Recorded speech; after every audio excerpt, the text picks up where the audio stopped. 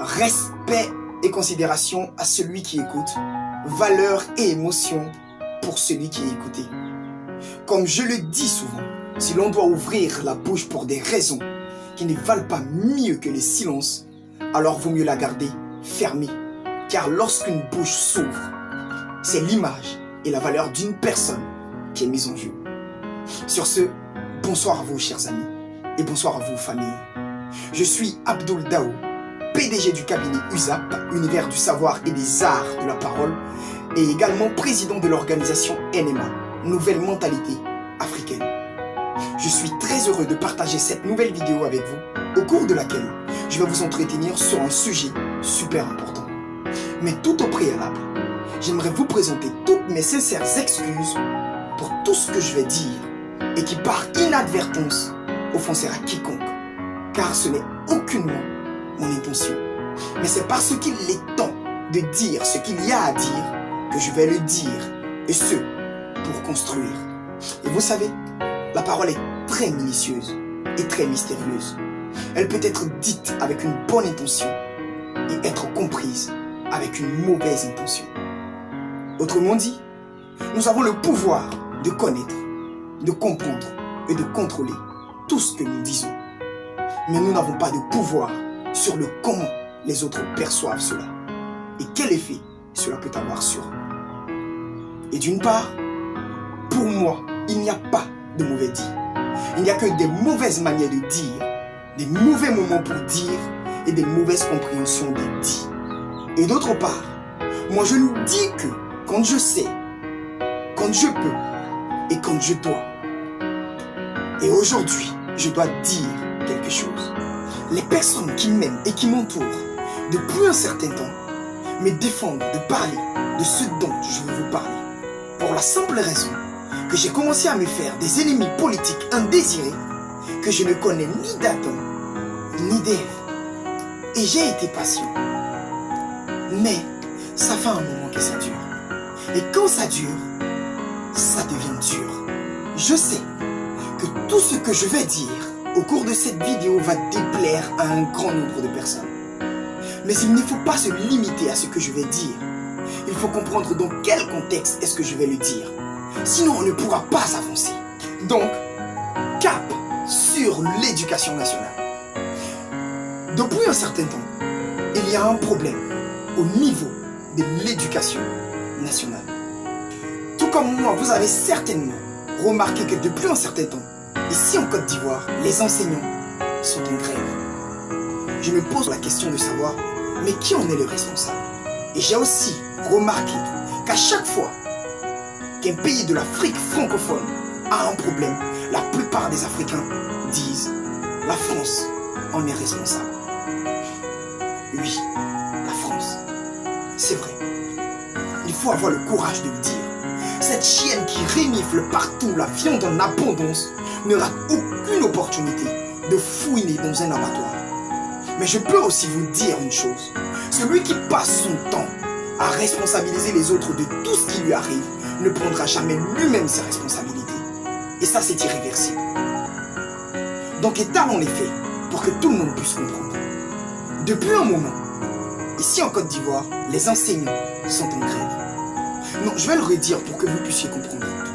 Depuis un certain moment, ici en Côte d'Ivoire, les prétendus intellectuels qui sont censés discerner l'apparence de la vérité et former le futur de la Côte d'Ivoire sont en grève sous prétexte d'augmentation de salaire. Et ce, au détriment de la formation et la construction du futur de la Côte d'Ivoire. La France n'a rien à voir dans cette histoire. Rien du tout. Et donc dans cette vidéo, moi je vais m'adresser à 3 identités. Primo, les enseignants. Secondo, les élèves. Tertiaire, le ministère de l'Éducation nationale. Simplement et clairement. Mes chers enseignants, je ne veux juger personne. Je n'ai même pas la légitimité d'être un juge. Mais je peux tout de même vous critiquer, tout comme je suis critiqué à chaque fois que je m'égare. Parce que s'il n'y a personne vous dire de faire attention à là où vous mettez les pieds, quand vous allez trébucher, c'est toute une nation qui tombera.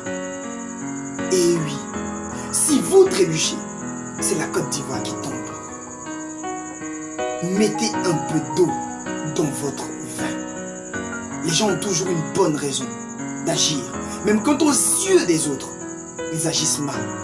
Donc vous avez certainement vos raisons. Mais vos raisons, aussi grandes qu'elles puissent être, ne peuvent pas être plus grandes que la Côte d'Ivoire. Soyons réalistes.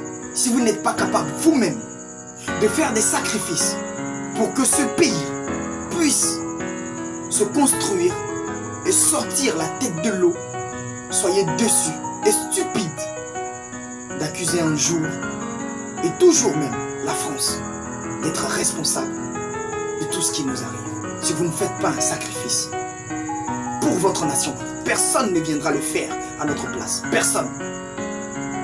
Faites ce que vous avez à faire, mes chers enseignants. Ne laissez pas la Côte d'Ivoire mourir. Elle a résisté à des guerres. Ne la laissez pas mourir pour si peu. Donc, je vous demande pardon. Essayez de revoir votre position pour que nos frères puissent reprendre le chemin de l'école et avoir accès à l'éducation. Qu'ils puissent aller apprendre pour comprendre, comprendre pour entreprendre, entreprendre pour libérer la Côte d'Ivoire et construire le futur de l'Afrique. Faites ce sacrifice. Vous, mes chers frères et élèves, s'il vous plaît, n'utilisez pas le prétexte du mouvement de la fessie pour vous comporter comme des animaux. Je suis, moi, blessé, sidéré et même en colère de voir que vous manifestez pour la bonne cause et que c'est vous qui finissez derrière les barreaux. C'est-à-dire que vous trouvez le moyen de dire que vous avez besoin d'une chaussure pour marcher et il se trouve plus tard que vous courez avec. Quand vous vous adressez à des gens qu'on qualifie d'intellectuels, comportez-vous comme des sages intellectuels, tout en étant dans une posture farouche de vos convictions et des valeurs que vous défendez. C'est ça que vous devez faire. Donc s'il vous plaît, vous avez le droit de faire ce que vous êtes en train de faire, mais d'une manière plus consciente, d'une manière plus sage, d'une manière plus intellectuelle. Ne donnez pas raison aux gens qui ont tort.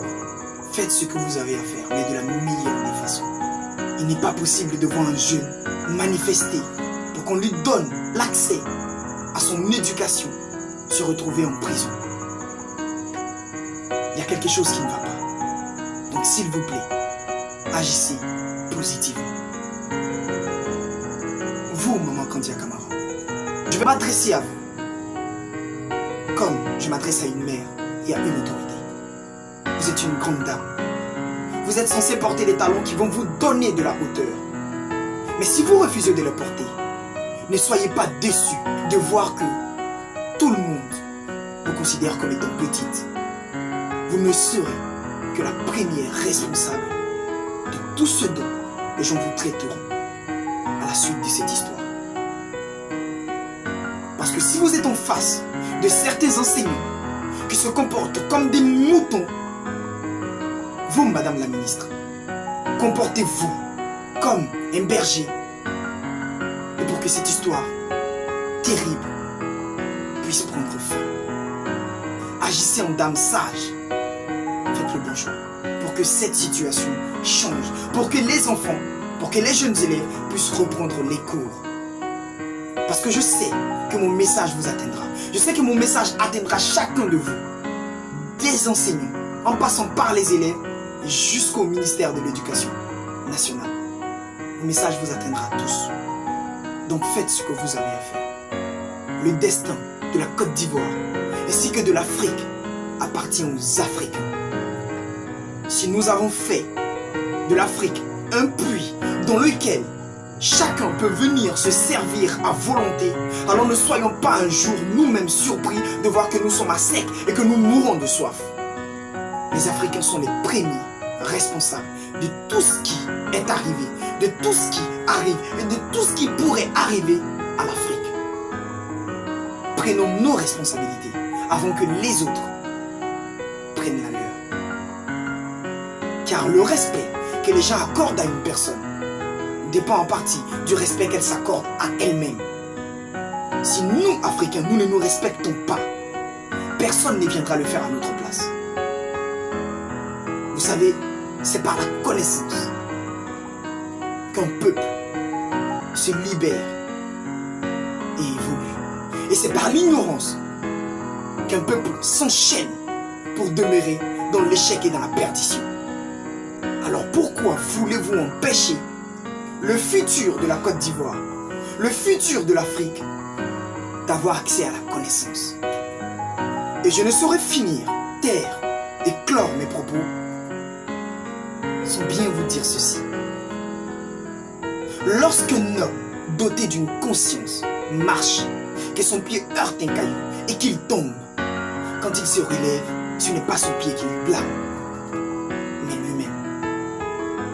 Et encore, je présente toutes mes excuses à tous ceux que j'ai pu offenser. Mais il fallait que je dise certaines choses. Je vous aime tous. Tous autant que vous êtes. Ceux qui m'aiment, tout comme ceux qui ne m'aiment pas. Que Dieu bénisse la Côte d'Ivoire, l'Afrique. Et que Dieu, dans son infinie bonté, comble en abondance de grâce toute la nation africaine. Merci à tous.